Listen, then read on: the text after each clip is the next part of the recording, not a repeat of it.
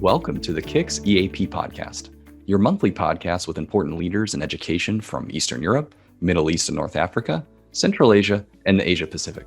I'm your host, Ryan Allen, assistant professor at Chapman University here in Southern California, and my own background is in international and comparative education. Let's start the show. Welcome to the show. Today we have Dr. Laziz Khujakulov, head of the Department of Education Quality, Monitoring, and Teacher Professional Development in the Ministry of Public Education for the Republic of Uzbekistan. We talk about his background, the department's work, including with PISA and other international assessments. We even get into some critiques of academia. We have a lot of fun in this episode, and I think you're going to enjoy it. So let's jump to it. All right. Thank you for joining me today. I'm excited to have you on the show. You know, kind of going through your CV and looking at it, and I'm quite jealous because you have this really wonderful international education background. You know, you have a bachelor's from University of Manchester, but you have some other experience in Belgium, Finland, and Greece. Can you maybe just talk a little bit about your educational background? Well, yes, basically my educational background, like very background starts, well, it's not that it starts, it's probably related to the collapse of the Soviet Union. When I was about to graduate the school, while I was in a high school, the Soviet Union collapsed, and then there were new challenges. In Uzbekistan as well. So we were like trying to look at the new frontiers in education. And at those times, like one of the first so-called non-governmental colleges opened in Uzbekistan. And there were colleges which were opened with the assistance of Turkey. So in those colleges, we basically, the education for the, say, like for the STEAM sciences, like the physics, chemistry, maths, biology, and so on, all this was in English. So after that, when I graduated from the school, it was quite easy for me to qualify to enter the one of the top local universities.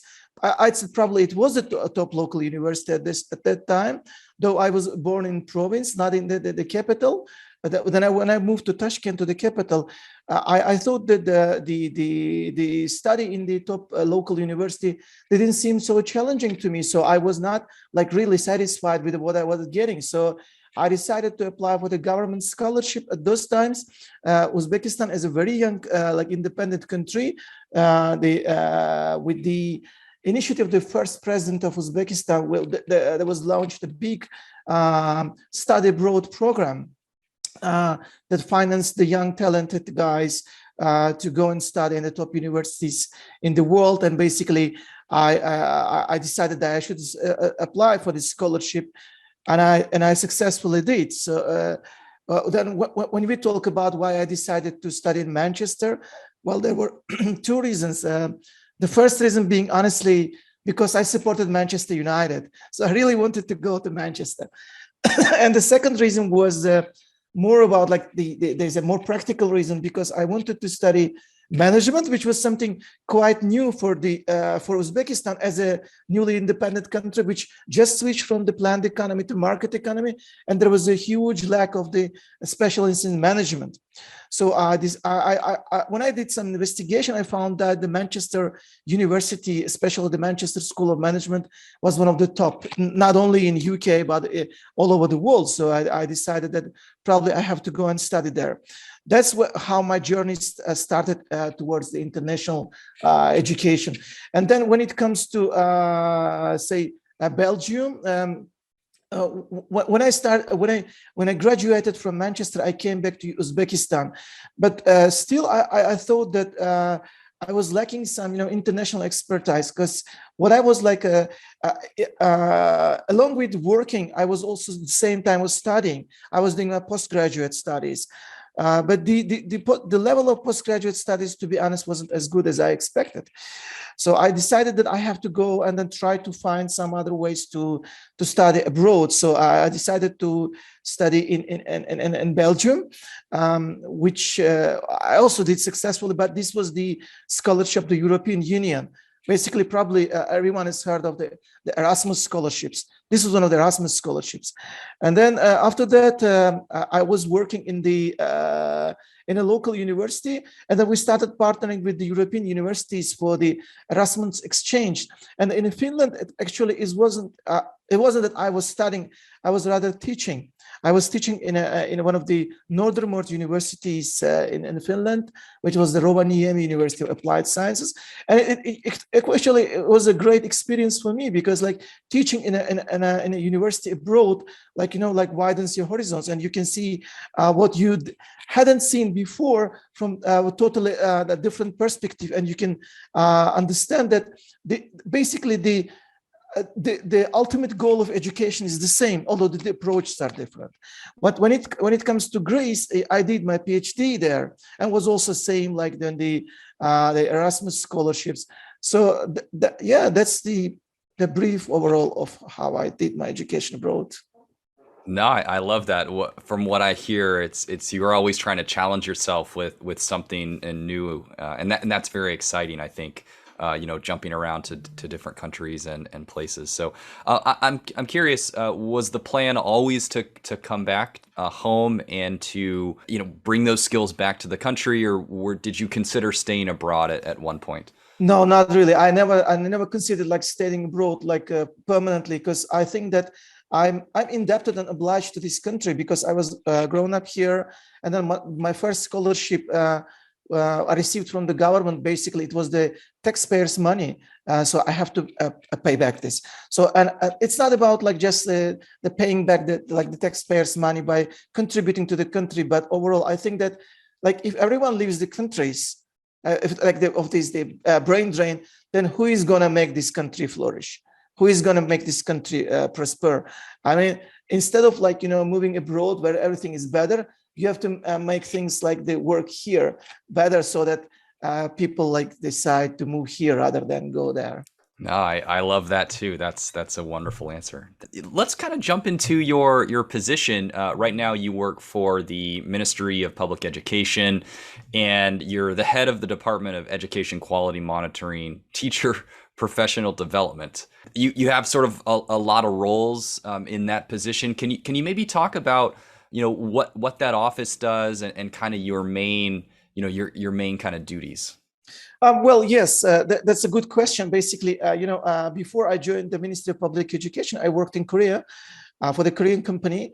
But then I was invited to one of the events of the alumni events, like those who studied abroad, and the former Minister of Public Education, who is now the Ministry of ICT in Uzbekistan, Mr. Shermatov, he's invited me to Uzbekistan to work here to join the Ministry of Public Education.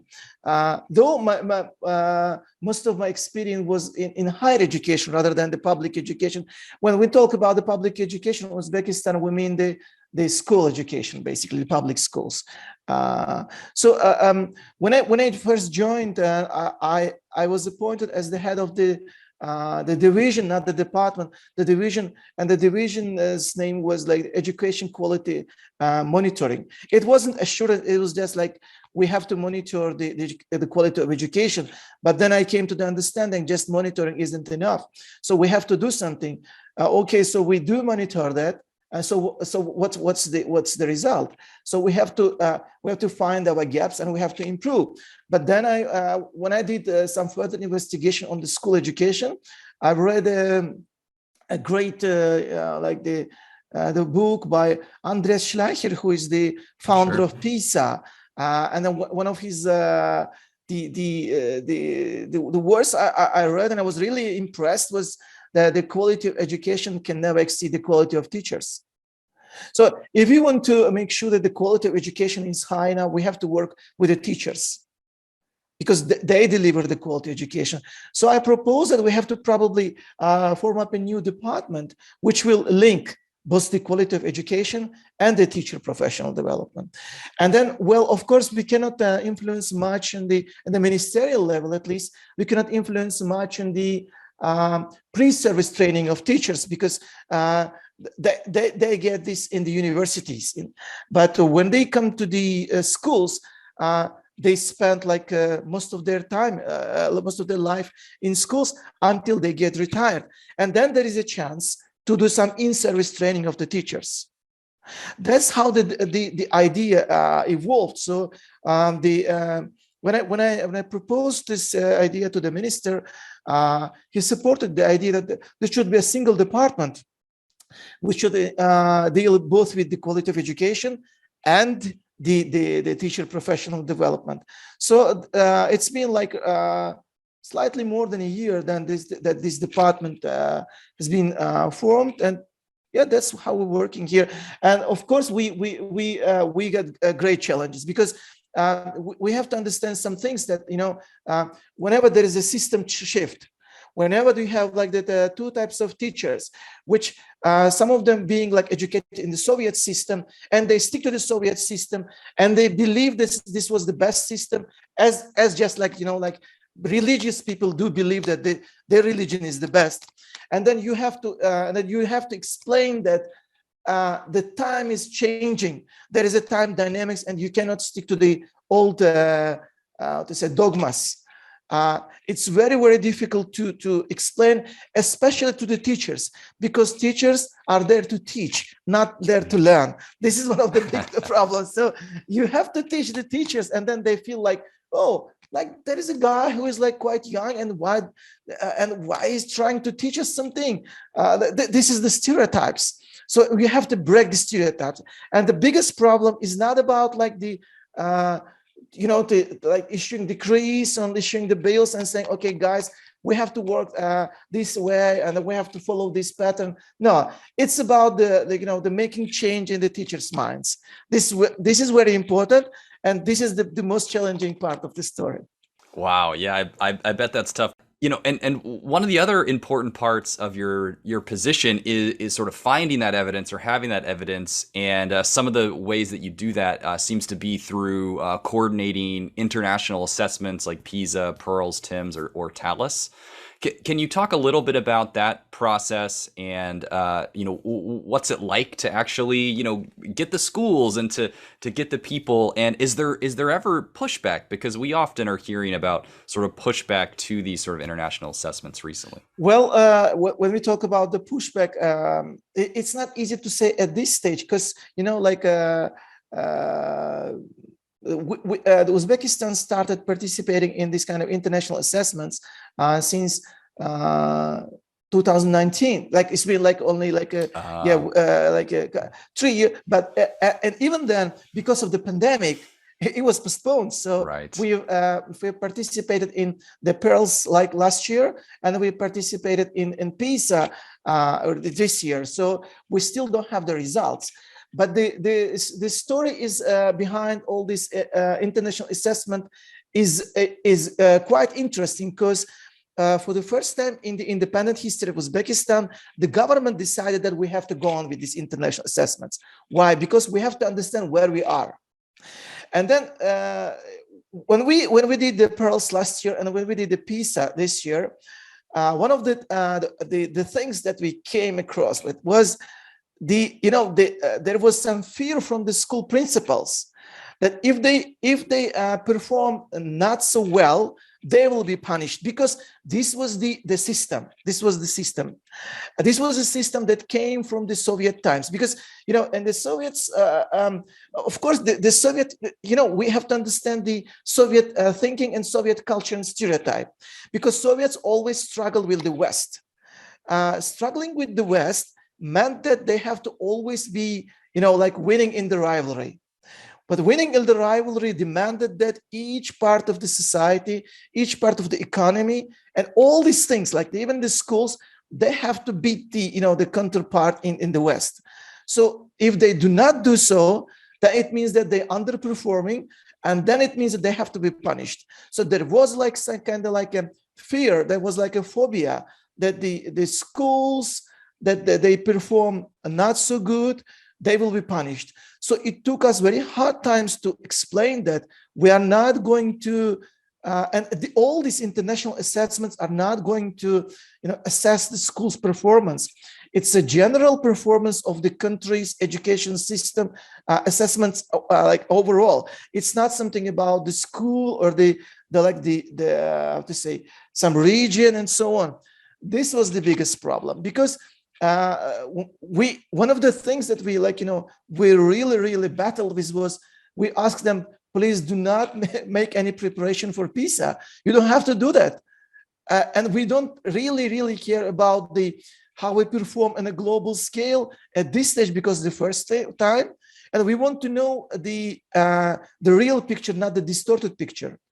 We want to look at the mirror, which shows us where our real situation is. We don't want some exaggerated picture, because the exaggerated picture makes us believe we are good and we are a good we are heading in a good way. But I suspect we have a lot of problems, and these kind of assessments, especially PISA.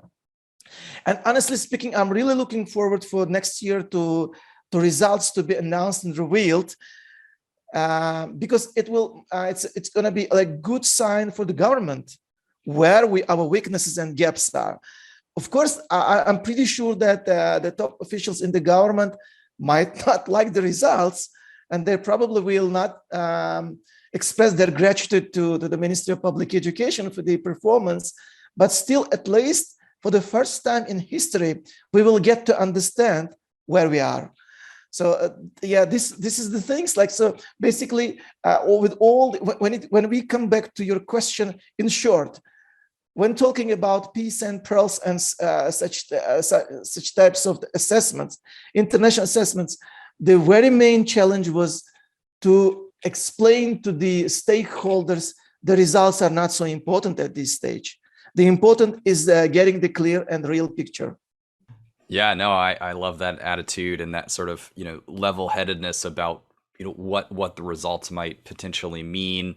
I'm definitely curious, like yourself, when the results come in and how that's sort of perceived, and, even like media representation and those types of things. So maybe we can talk again in the future in a couple of years. So that'll be exciting. One thing that we sort of skipped over, and I jumped straight to your current position, but you also mentioned that you worked for Korea Telecom and Hyundai.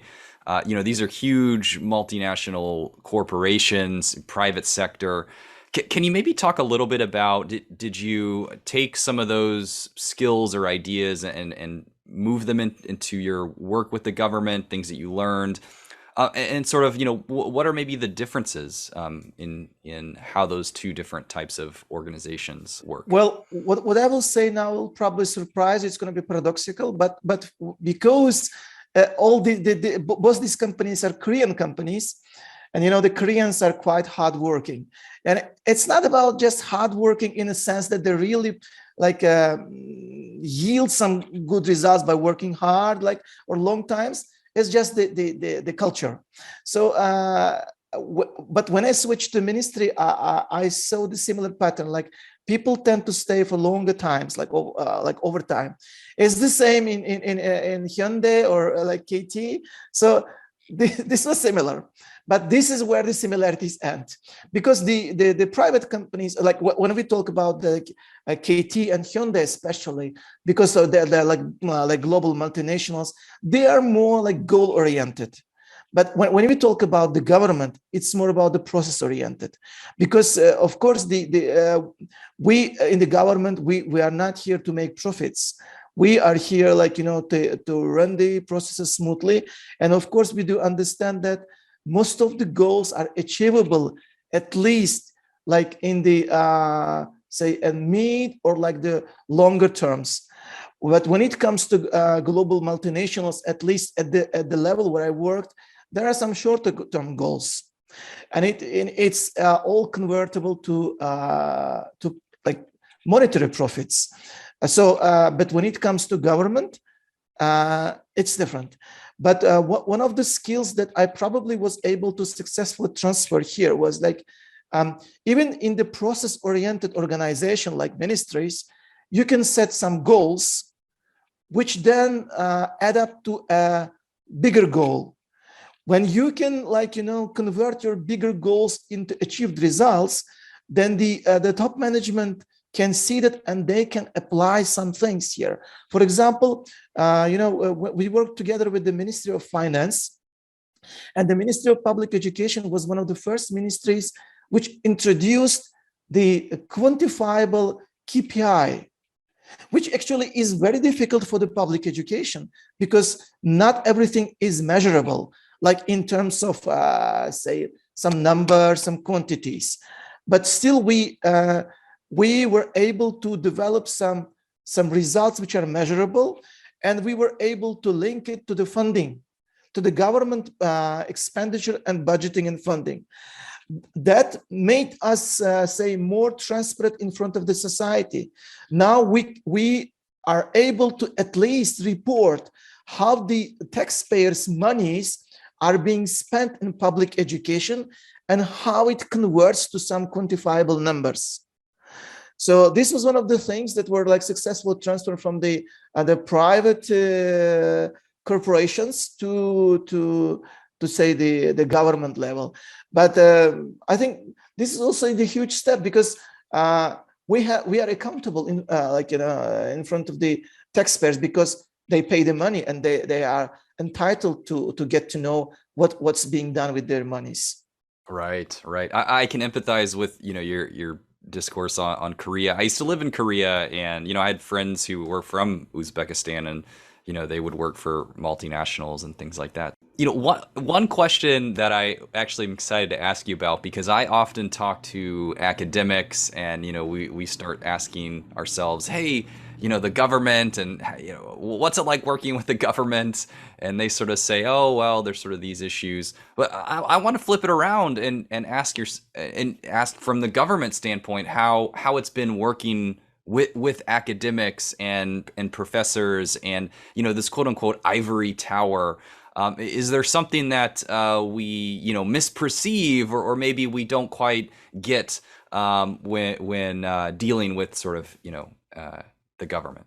That's actually the question I was looking forward to, because this is because when I was working in a university, I was like, well, why these government guys are like so dumb? Like we recommend them so many things, but they never do that. But when I started working in the government, I saw that the academics, those who were like in the ivory towers, they see the world in an ideal way because all the people who like surround them, they also like they're very very like scientific minded, and they're very, how to say, sterile. Like they tend to think that everyone is the same. They tend to think that everyone is so clever, and they all like think about the Nobels, like something like that, Nobel Awards. But no, the reality is totally different. But when you come and work for the government, you can see that you have to serve all the strata of the society. And 80% of the society doesn't understand what the scientists are talking about because they're talking their own language, they're talking in their own society. And like to look from the very above and say, well, why all these dumb people like doing what we don't want them to do? So I think that the scientific society is very theoretical, and this is normal. That's what they have to do. Even when we talk about those scientists who are supposed to work with the society, like sociologists or the psychologists, they tend to work in isolated like rooms where there is an ideal person or ideal society, and they think, oh, well, this is how the society should work. And when they go like to the street, they say, oh no, it's not working. So the problem is that they say it is the society that has problems. It's not me who has problems. But in fact, this is the scientist who has problems because they think everything is ideal, but everything is not ideal, not at all. So I think if I were like, the Ministry of Higher Education, I'd probably ask all the scientists in all the universities, to just leave their offices like for at least like 3 months, and then to work with with ordinary workers and like with the ordinary people to see that their theories do not work. But this is very good because on the other hand, like people for example, at least in the Oriental societies, for example, you just mentioned that you worked in Korea as well. So, and you know that in Korea, like the status of the teacher and professor is almost sacral. So people, they believe the scientists, they think that the scientists are really, really good. And then they tend to reach what the scientists, the standards they set. So maybe, of course, the scientists should work, but of course they have to be more close to, let's say, it's not maybe the right word in the 21st century, but if I were in 20th century and if I were next to Marx or Engels, I would say the sciences should work and live much closer to the proletariat. I see. I So. see. I asked the question. So I'm a university faculty member sitting at university as I record this podcast. But sometimes we need this critique. Sometimes we need to hear it. So I do appreciate you giving me that very honest answer. We are kind of coming to the end of the interview. I would just like to ask you, is there any message or final word that you would like to sort of impart on our audience in the international development community, just in regards to working with local government and sort of local expertise? Yes, there is. And then, first, I really, praise the situation that at least lately for maybe around 10 or 15 years, the developed countries, especially when it comes to European Union, they've developed the understanding that without developing the education of the neighboring countries, which are developing, the very good example being the Balkan states, and expanding to the Central Asia and Eastern European countries like Belarus and Ukraine, without making those countries' education more developed and making the societies more educated, it's not possible to get the